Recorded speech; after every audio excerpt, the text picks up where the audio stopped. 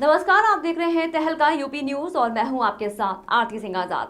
डालते हैं नजर आज की खास खबरों की ओर। निवाड़ी विधानसभा क्षेत्र से चुनाव की तैयारी में जुटे पूर्व सपा विधायक दीप नारायण सिंह यादव ने कहा कि इस बार समीकरण उनके पक्ष में है। समाजवादी पार्टी और जनता ही तय करेगी कि इस बार भोपाल में कौन बैठेगा, क्योंकि जनता कांग्रेस व भाजपा को पहचान गई है।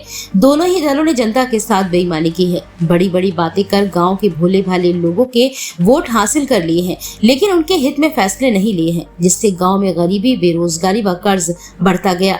दीप नारायण सिंह ने कहा कि हम जनता की तरक्की चाहते हैं। ये चुनाव जनता ही जिंदगी की लड़ाई है। जनता के आशीर्वाद से हम गांव की तस्वीर बदलने का काम करेंगे। जी आज यहाँ आए हैं, क्या उद्देश्य है आपका, किस तरीके से? देखिए, एक पावन स्थान है, यहाँ साक्षात भगवान विराजमान है। हमारे यहाँ महात्मा जी भी रहते हैं और हम लोग वर्षों से यहाँ जुड़े हुए हैं। क्षेत्र के लोगों की बड़ी आस्था यहाँ से है, इस मंदिर से जुड़ी हुई है।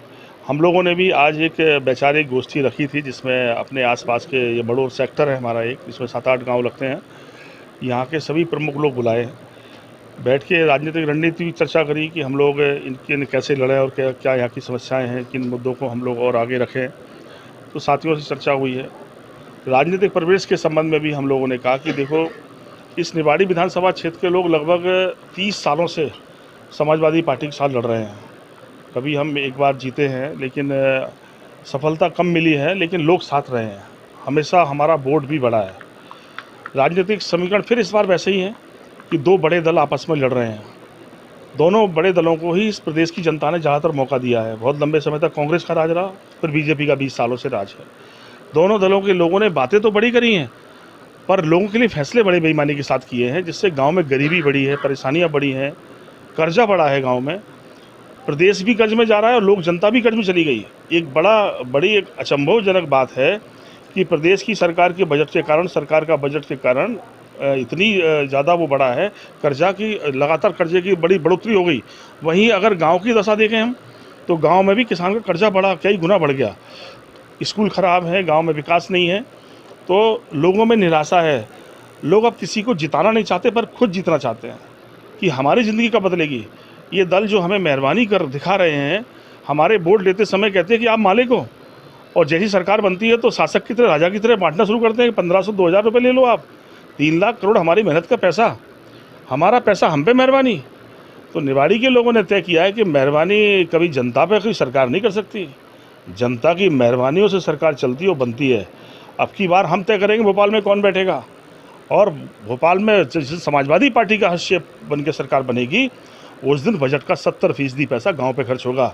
हम 5 साल में गांव को बदल के दिखाएंगे, पूरे मध्य प्रदेश को। मैंने कहा वो कोशिश होगी कि गांव में अच्छा स्कूल बने। अखिलेश यादव मुख्यमंत्री बने, सबसे पहले गांव का स्कूल अच्छा किया उन्होंने।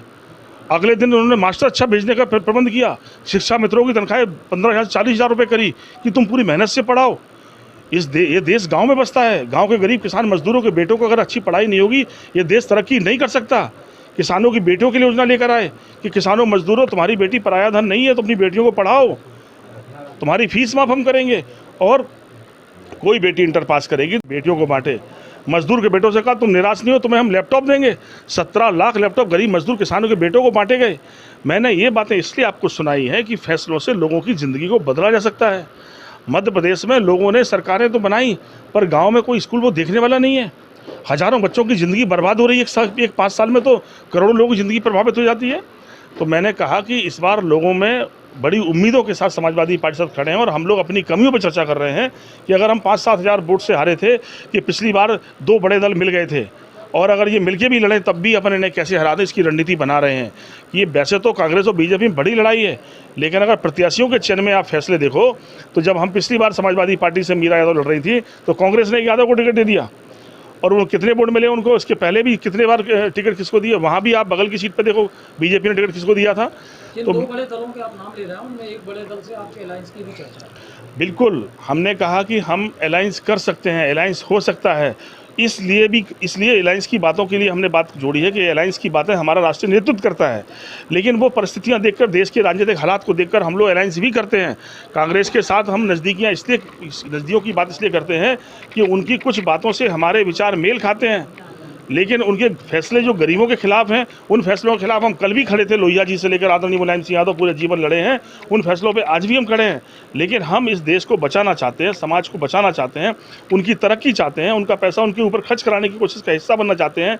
एक 5 साल मामूली समय नहीं होता, एक 5 साल में लोगों की ज़िंदगी बनती और बर्बाद हो जाती है। एक बचपन छिन जाता है, एक ज़मानी बुढ़ापे में तब्दील हो जाती है। जिसकी उम्र 35 साल है, अगर 40 साल हो गई तो फिर नौकरी पूरे जीवन नहीं मिलती है। अगर 5 साल में स्कूल में टीचर अच्छा नहीं मिल पाया और उम्र 5 से 10 साल हो गई तो फिर 1 में एडमिशन नहीं होता है। तो मैंने कहा, राजनीतिक फैसलों की लड़ाई नहीं है, लोगों की ज़िंदगी की लड़ाई है और इस लड़ाई को हम लोग पूरी ताकत से लड़ेंगे। और मुझे पूरा भरोसा अपने साथियों पर है, समाजवादियों पर है। समाजवादियों पर जुल्म तो बहुत हुए हैं, जुल्म बहुत सहते भी हैं, पर डरते नहीं हैं। आखिरी सांस तक लड़ने वालों का नाम समाजवादियों का है। और देखो, आज भी छोटी सी मीटिंग है पर बहुत इंपॉर्टेंट लोग आए हुए हैं, हर पीढ़ी के लोग हैं, बड़े छोटे सब आए हैं। और हम लोग अचानक बुलाए, कल तय किए कि आज मीटिंग करनी और आज आए हैं। आप देखेंगे, मैं पूरे भरोसे के साथ कह सकता हूँ, जो उत्साह इनमें है, समाजवादी पार्टी अब की बार जीतेगी और ये तय करेगी भोपाल में कौन बैठेगा। फिलहाल इतना ही। खबरों का सिलसिला लगातार जारी है, बने रहे तहलका यूपी न्यूज के साथ। नमस्कार।